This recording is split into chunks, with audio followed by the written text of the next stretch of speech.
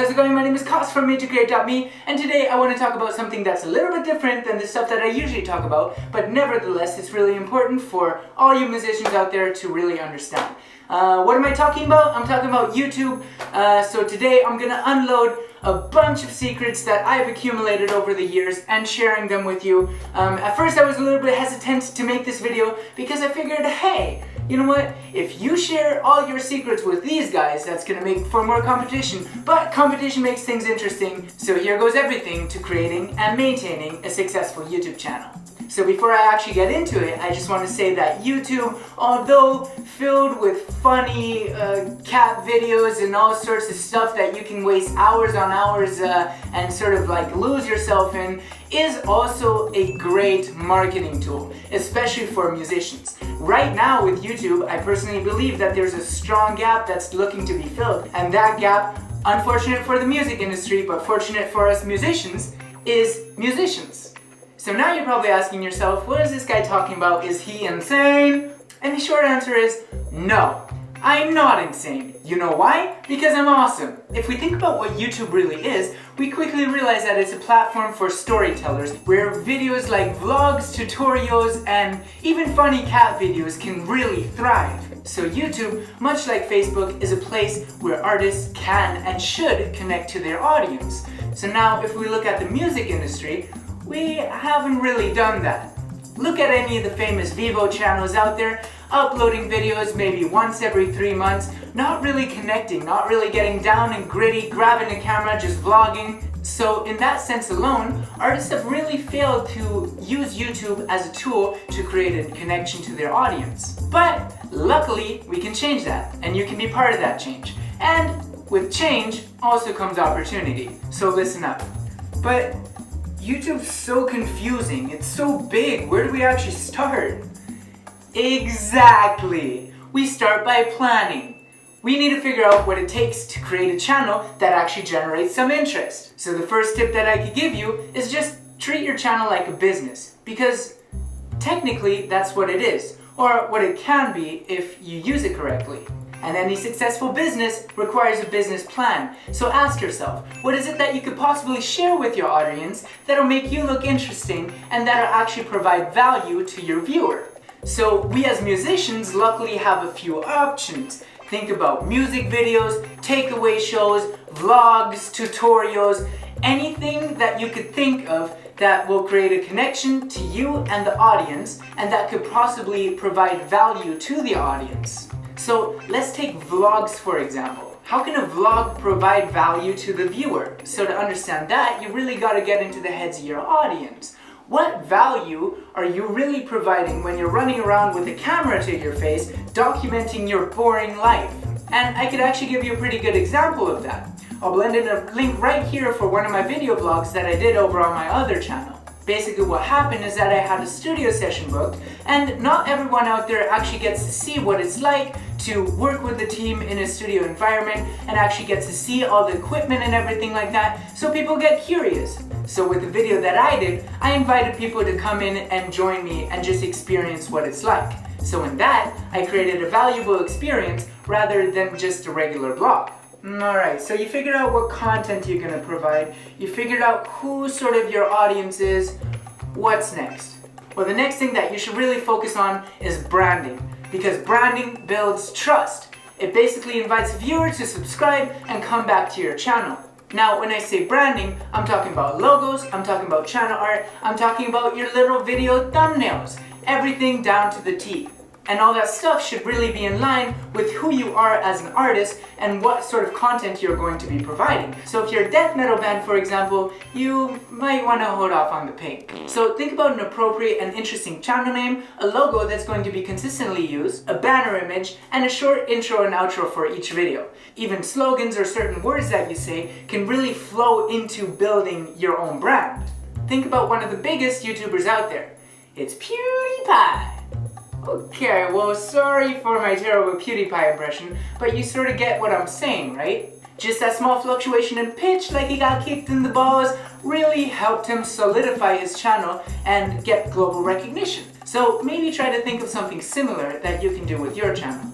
So now we're kind of getting to the boring part. SEO.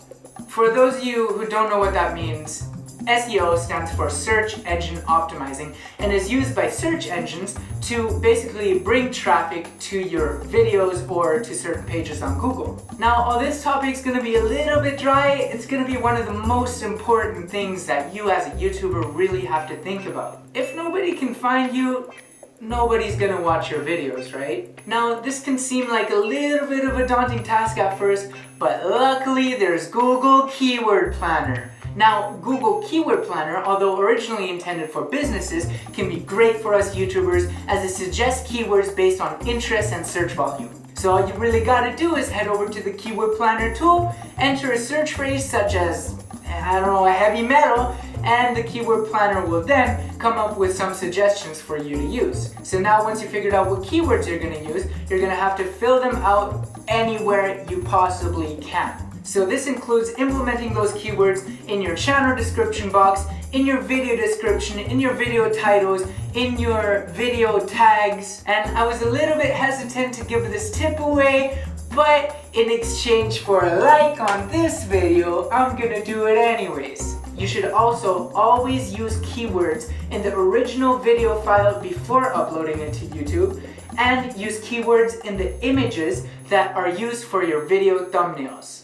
Now guys, this step is incredibly important and is gonna give you a little bit of an edge over other YouTube videos that are not doing that.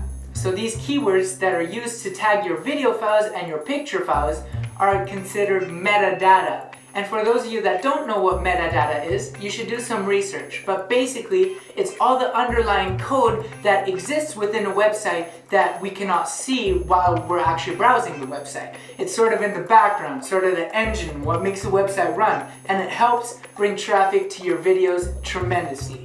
Trust me. Okay, so you've taken care of your content, you've taken care of your branding, you've taken care of all your search engine optimizing, and still no one is watching your videos. What the hell? If you don't know what to do next, don't fret. Consistency is key. You should think about creating a regular upload schedule. Now, whether it's every day, whether it's once a week, whether it's once a month, just try to make sure that it's somewhat consistent. Viewers are going to want to know what to expect when they subscribe to your channel. And me as a personal YouTube addict, before I hit that red shiny subscribe button, I actually head into the channel and look at some of the other videos and look at their upload schedule. If they haven't done anything in 5 years, well, I'm probably not going to hit subscribe just because I know there won't be much new content coming. And the next thing that you should think about, logically, is social media. Think about creating a Facebook profile, a Twitter profile, even your personal profile. Every time you upload a new video, you want to get as much views on that video as quickly as possible. So if you're kind of a loner like me and you don't have 1,000 Facebook friends that you can blast your video to, think about other ways that you can promote your video. You can go to blogs that are related to your content, post your video link up there. Or you can even go to other YouTube videos, get involved in the comments, and ask people to check out your channel. By the way, there's a lot of people that don't think it's acceptable to promote your own channel on other people's comments, but I think it's perfectly fine as long as your comment is still relevant to the video. So why not go up to some other video that's already getting thousands and thousands of views and just say, hey, nice video, why don't you come over and check out mine? I think that's perfectly fine. But I gotta warn you, and this is from personal experience, if you copy and paste your comments from video to video to video, your comments will get flagged and deleted. So make sure that your content that you're posting is unique.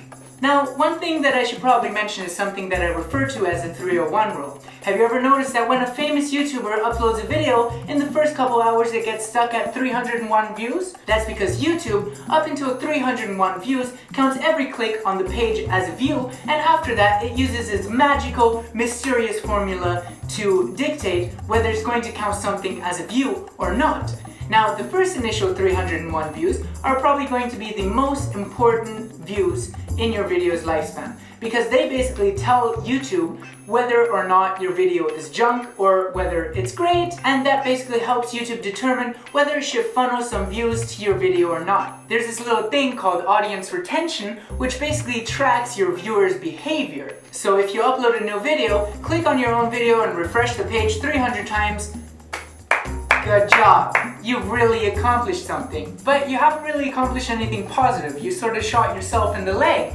Because if you click on your own video and refresh it 300 times, you're basically telling YouTube that there's only one person that's really interested in your video, but he's not really interested because as soon as he opens the video, he clicks away from it, which is just bad news. So your goal should be to promote the video as much as possible to as many different people as possible to get up to that 300 views, because after that, YouTube can take that initial information and determine whether it should promote your video and recommend your video to other viewers or not. So if the people watching the video, just like you guys are, all the way to the end, YouTube sees, hey, you know what, there's really valuable content there, so I'm gonna recommend it to other people. So if you follow all the tips that I outlined for you today, you're gonna be way ahead of the game, because 95% of other YouTubers do not follow these steps. Alright guys, so that's it from me for today. If you like the content that I provided, leave me a like, leave me a comment, and subscribe to my channel. I would appreciate it endlessly. So in my next video, I'm going to be sharing tips and tricks on what you guys can do at home